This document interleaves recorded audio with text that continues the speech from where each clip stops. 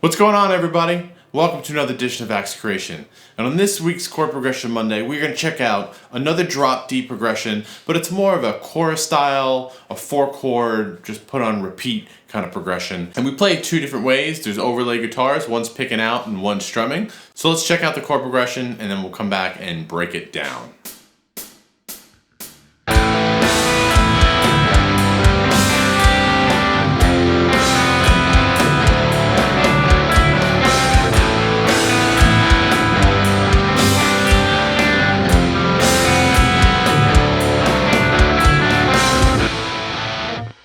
So that's a really fun little progression. I like the drop D aspect of it, not relying too much on the low D or some droning riffage style chord progression was. But before we jump in and break it down, I am in a drop D tuning, and down in the description below you can find links for the tabs. All right, so let's just check out the chords really fast. So the first one is this A sus2 kind of chord. Right here in open position, open 5th string, open A, 2-2, open, open.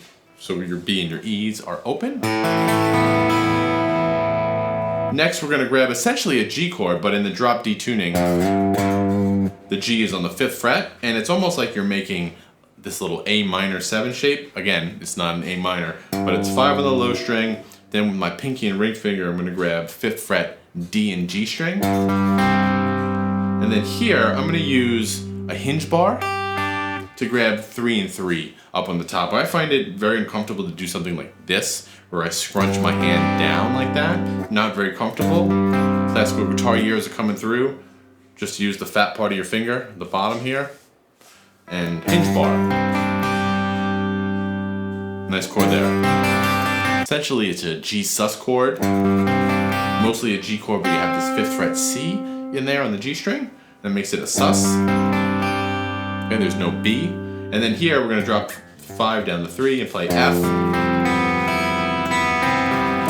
Really nice F chord voicing. This low F, G, C, those notes carry over. Open B and E. And over that, I think it's really kind of nice add 2, sus2, sharp 11, Lydian kind of vibe going on.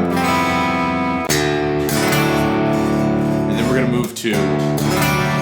going to move to a D major chord. Essentially it's open D, skip a string 4, there's your F sharp, major 3rd, and then grab the 3rd fret D on the B string. And then we're kind of playing off of kind of little melodic movement. 5 pull off 3 on the B string, down to 5 on your G string. And when I have that note in there, becomes a D7 chord, like a nice tension chord, which resolves back to there.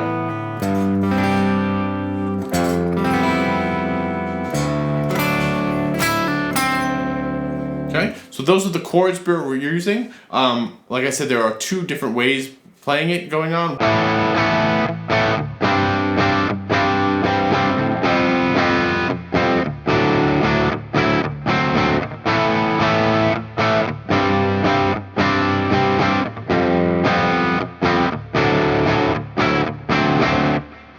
When I play it that way, when I played that way, I tried to leave the high string out of those chords. So I was just playing the up to the B string. And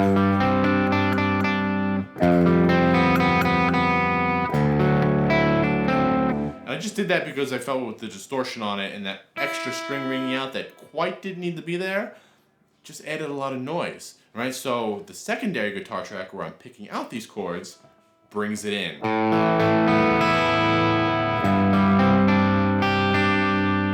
see, I'm making that chord like that.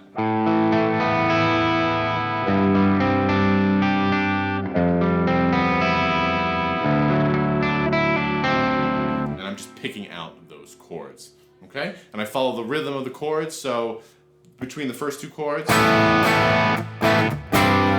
out for that. Maybe you've noticed it in the tab. That sounds like actually the upbeat of 4, and it crosses over the bar line and it's tied to the first beat of the downbeat of the second measure.